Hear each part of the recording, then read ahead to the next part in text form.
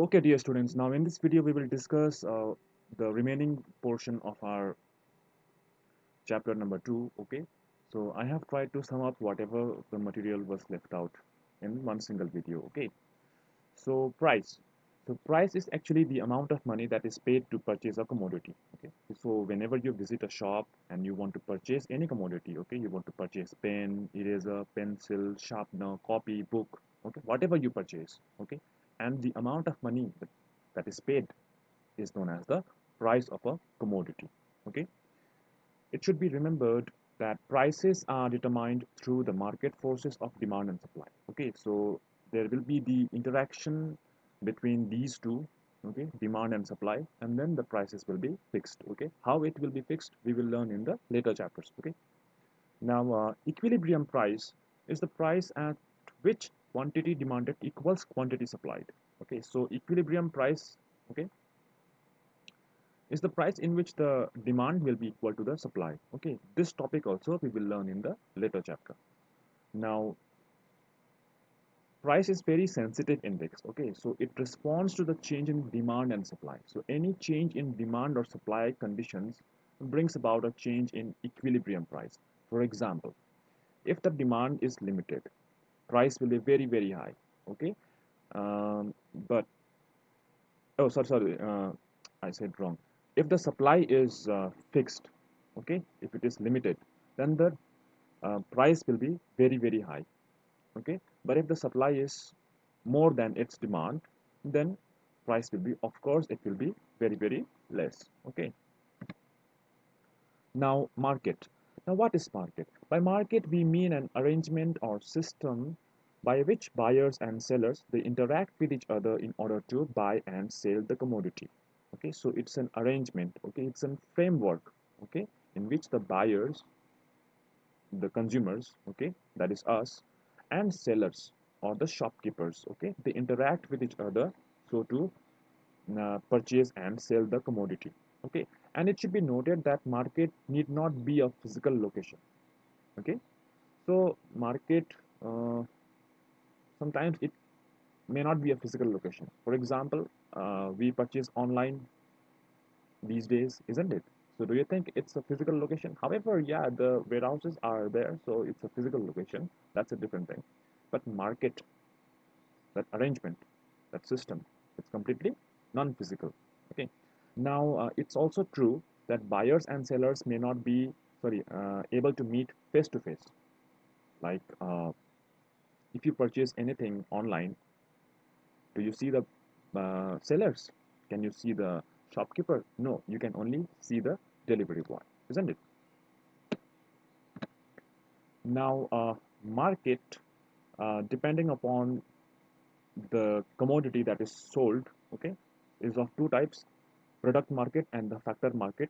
Okay, now on various basis market can be categorized. Okay, like on the basis of geographical category, okay, market can be regional market, local market, national market, international market. Okay, on the basis of the volume of goods that is sold, it can be wholesale market, the retail market. Okay, on the basis of time period, it can be like spot market, future market. Okay, so we don't have to discuss all those things, so we just have to worry about the product market and the factor market. Okay, so product market is a market where the consumer goods are bought and sold. Our Kalimpong Bazaar, it's a product market. Okay, because we, the consumers, we go and purchase rice, okay, vegetables, meat, okay, clothes, okay, our books, copies. Okay, so this is your product market. Now, factor market.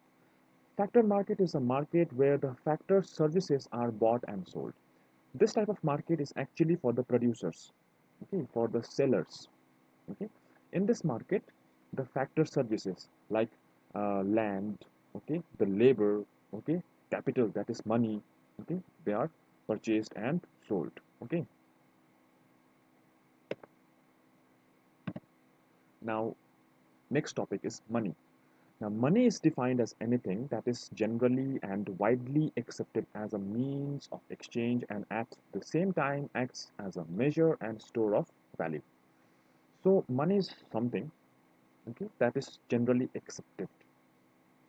Generally, which means mutually, okay, or commonly, and widely. Widely means it covers a large area, okay, large geographical area, okay, as a means of exchange.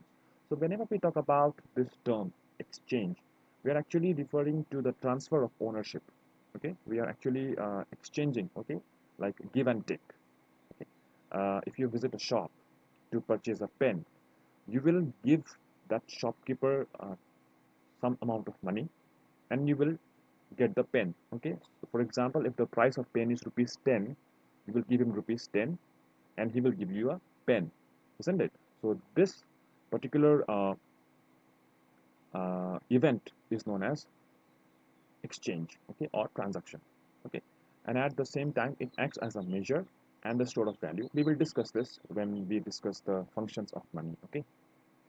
Now, barter system. Now, in the primitive society, when the money was not invented, at that point of time, the people, they used to exchange their goods, okay, whatever they used to have, okay, with one another. Uh, like, uh, if you exchange your shirt with your friend for some kind of books, okay, or for some kind of material, okay, then this is known as the barter system.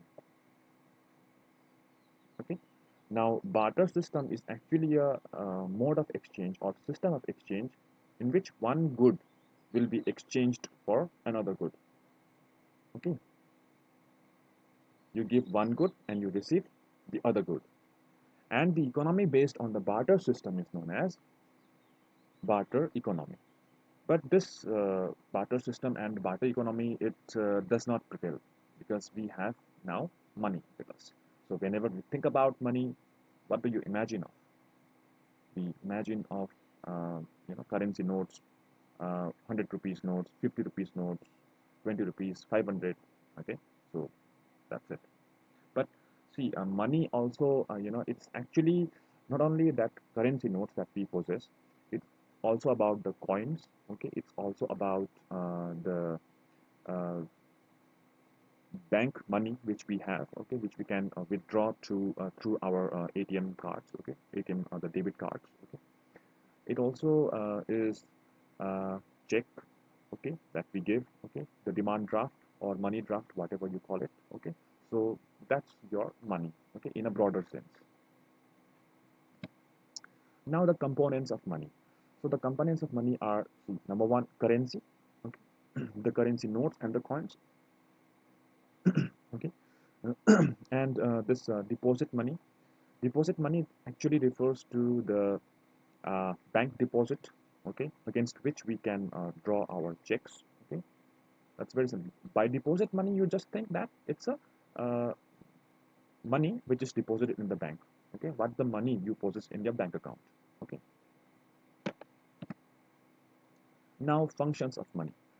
As we already discussed in the previous slide out here, that money is generally accepted as means of exchange. Okay, if you want to purchase some item, you give money and you receive that item. Okay, if you want to purchase vegetable, then you give money and you can make the exchange of vegetable against that money. Okay, now measure of value. Just like we measure the weight of any item, okay, in terms of kilogram, okay, and we measure the quantity of milk in terms of liter. So similarly, we can measure the value of a particular commodity, okay, in terms of unit of account, and it is always expressed in terms of money value. Okay, like how much is this? You will say rupees 25. Okay, how much per kilo of this item? Rupees 120. So this is the measure of value. Okay, now standard of deferred payment. It's very simple. Now, for example, if you have a worker, okay, or if you are working in an organization, okay, or if you are working in a company, or if you are a government employee, okay, then you are actually working for earning the money, right? The currency money which we are talking about, currency money or the salary to be deposited in your bank account, right? So this is actually the one of the feature of money, which is very famous for, okay, which it is very famous for, okay, standard of deferred payment. Okay, now if you uh, hire a person, okay, to fix your fridge, or to install any kind of machine in your house, okay, or like a water filter, or to fix your electricity problems and all, what do you give as a form of payment? Do you give him uh, rice? Do you give him some vegetables, or do you give him the money? You give money, isn't it? So money acts as a standard form of payment. Okay. Now store of value.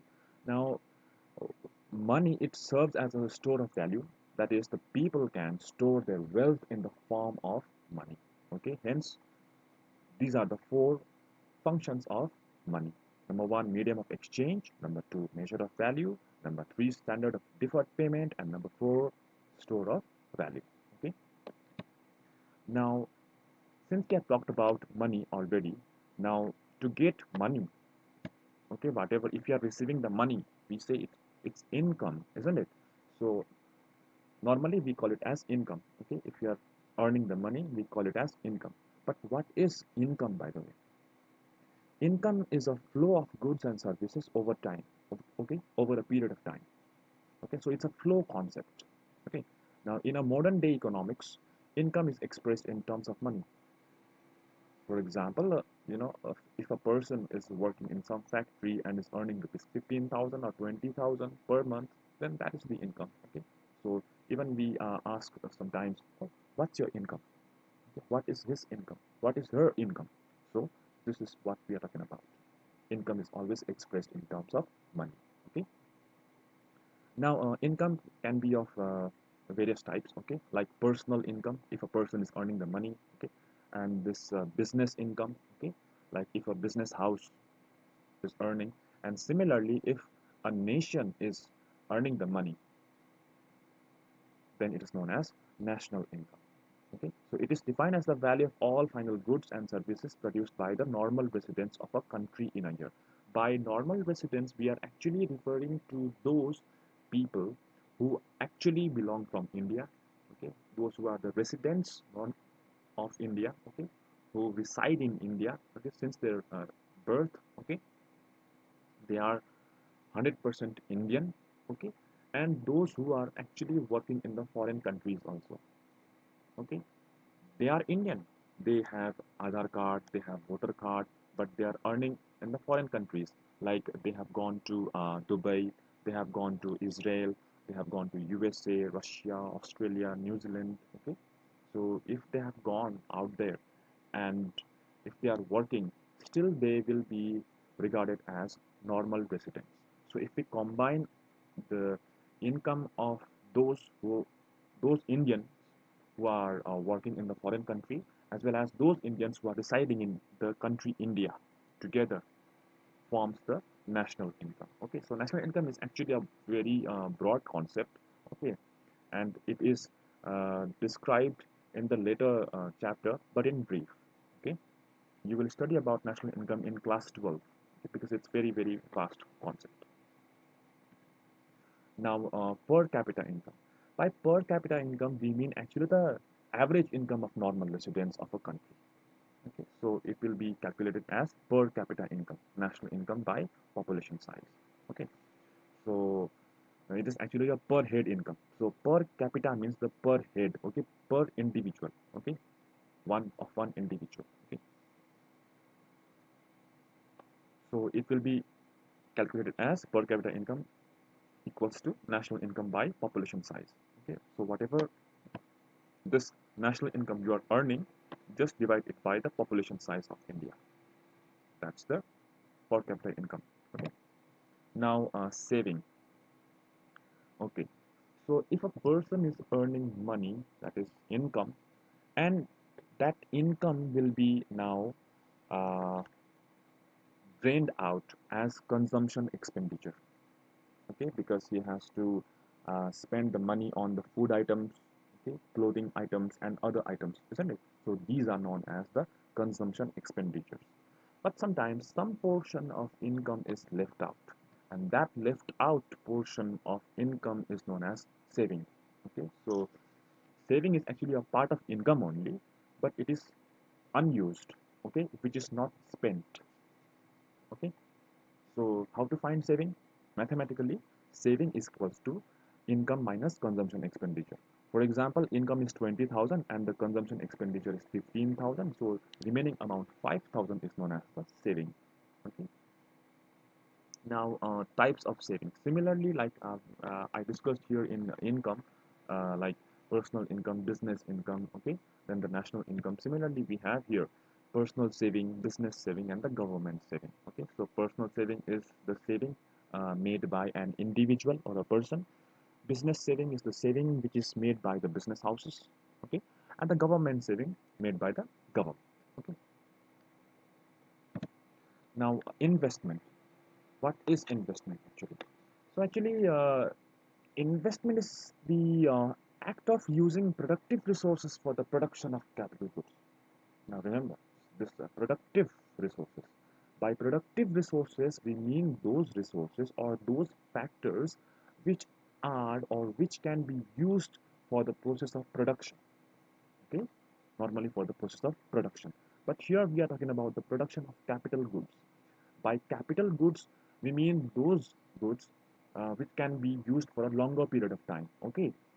Example of these capital goods may include your plant and machinery. Okay. Some tools. Okay. So this is your investment. Okay. And another name for investment is also known as capital formation. Okay. Now, what are the components of investment? Now, the components of investment are three. Number one, producers fixed investment. Okay. Now, number two is investment in residential and non-residential structures. Okay. And ultimately, inventory investment. Now, what is producers fixed investment? Here, I talked about capital goods, right? So, if a person is investing money to purchase capital goods, is this fixed investment, because that money will be fixed in that machine, okay, or some kind of equipment you are purchasing, some kind of plants. By plants we mean large type of machine. Okay, it's not only one machine, but you will combine many machines to form a bigger machine. Okay, and that bigger machine is known as plants. Okay, some tools if you are purchasing, so that's your producers fixed investment. Now, investment in residential and non-residential structures. Now, residential structure, house. Okay, you live in the house, right? So if a person is making investment in the residential structure, that is making house, is known as investment. Now, non-residential structure, shopping mall, okay, this normal shop, restaurant, okay, and then the movie theaters. Okay, so these are the non-residential structures. So if you are making investment out there, it's known as the investment in residential and non-residential structures. Okay, now inventory investment. uh, Producers or the sellers, they should have the raw materials, okay, or the stock of materials with them, so that they can uh, engage themselves in the process of production. So if they are investing money to purchase that raw materials, okay, then it is known as the inventory investment. Now, depreciation. What is this term? Okay. For example, if you purchase a mobile phone, okay, today, and you start playing games out there, okay, the battery life, it will decline slowly and gradually. Okay, the phone may fall. Okay, it may get scratched. Okay, uh, it may get broken. Okay, so during the charging the phone is heating up. Okay, so the phone is getting older and older, isn't it? And that wearing out of the phone is known as depreciation. Okay, so it's actually the physical wear and tear of capital goods during the process of production. So since I talked about this capital goods here also, okay, and in point and this point number one especially, okay, capital goods point number one. I talked about tools, equipments, machines, plants, isn't it? So during the process of production, those machines will be used. Okay, so the machine can break down. Okay, the machine may get old. Okay, it may be rusted. Okay, so that physical wear and tear is only known as the depreciation. Okay, let me give you one more example. You purchase a school bag. Okay, uh, the chain may get broken. Okay, the bag will be now quite older and older day by day. Okay, it will uh, tear apart. Okay, at a point of time. So that condition of any fixed asset is known as depreciation. Okay, and it only happens because of wear and tear. Okay, daily everyday use. Okay, but always remember that depreciation is a time concept. Okay, so if you want to know what is time concept, why depreciation is known as the time concept, I will make a separate video. However, it's not much important for you, especially in class 9. Okay, now if you subtract this depreciation from the gross investment, then you will get the net investment. Uh, what can be this net investment, gross investment, depreciation? Okay, let me give you an example. If you purchase a mobile phone for rupees 10,000, okay, 10,000, and you will, you want to sell this mobile phone, okay, after a 1 year, will you be able to sell this mobile phone at the same price which you had purchased for 10,000? No, you will sell this mobile phone uh, for around 6 to 7 or 8, 9,000, isn't it? Why it's happening so? Why it is? It's all because of this depreciation. Because the phone got worn off, it got torn off. Okay, so it is the depreciation which is being subtracted. So if you subtract depreciation from the gross investment, you will get net investment. Okay. Now we should understand that there is the difference between real investment and the financial investment. So in the context of real investment, we are including everything. Okay, it is inclusive of everything. It is inclusive of this fixed investment where we are purchasing capital goods. Okay, plants, machineries, equipment, tools. Okay, we are investing money in this residential and non-residential structures. Okay, inventory investment. Okay, so this is the real investment, okay, in which we are buying the real items which we can see and physically touch, okay, the tangible items. But in this financial investment, we are actually uh, investing our money in the market. Okay, I hope you have heard about this mutual fund. Okay, people investing money in the mutual fund, people buying derivatives and the shares and the stocks from the market, isn't it? So that is known as the financial investment. Okay, but here in this uh, topic, we are actually referring to the real investment. Okay, now let's talk about wealth. Now, what is wealth? Wealth actually it refers to the stock of all those assets which are a source of income. Okay, it refers to the stock of all those assets, whatever the assets that you possess. Okay, and they are the source of income. So this is known as the wealth. Okay, in economical term. Okay, now it should be noted that it is a stock concept, so it is expressed at a point of time.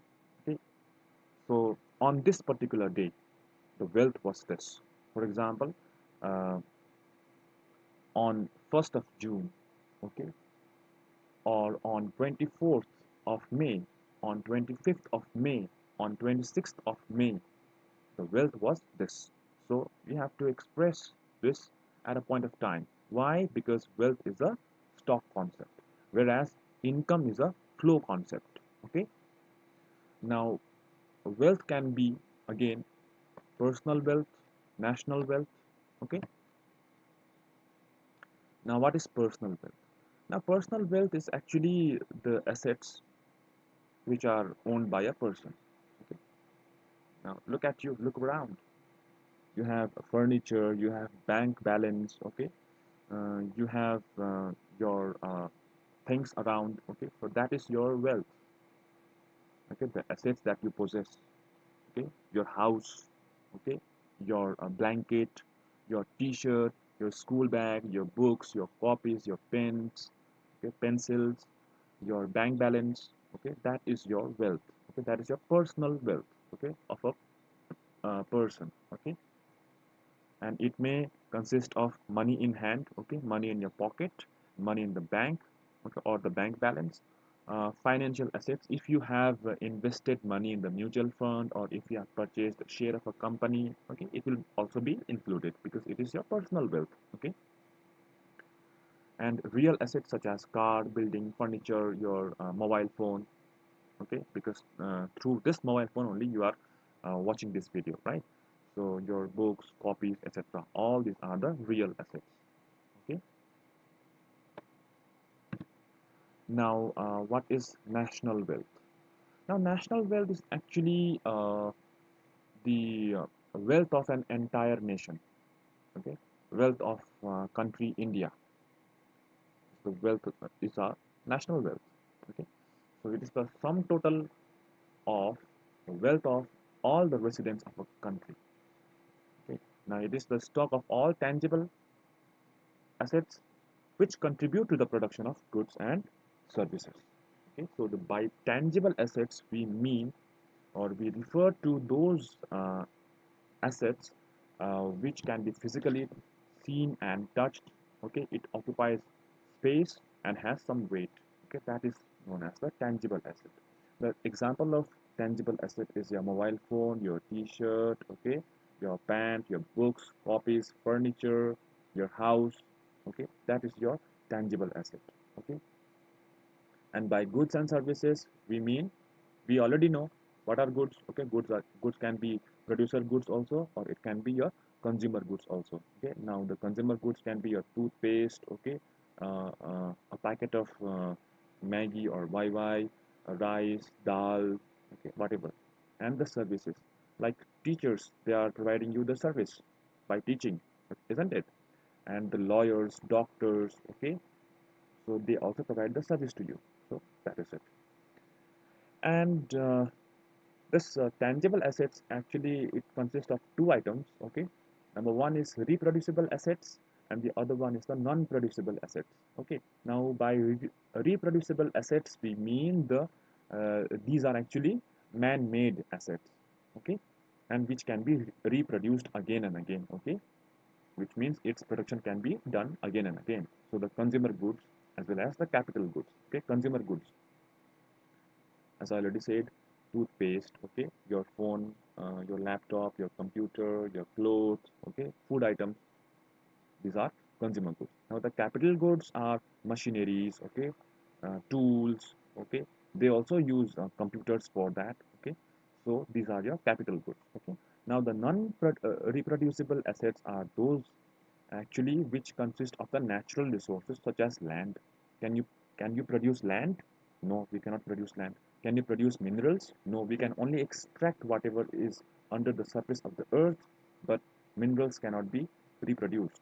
In the forests, uh, we can plant the trees, but whatever the natural forest that we possess, okay, it cannot be. Okay, it's not possible in a shorter period of time. It will take time.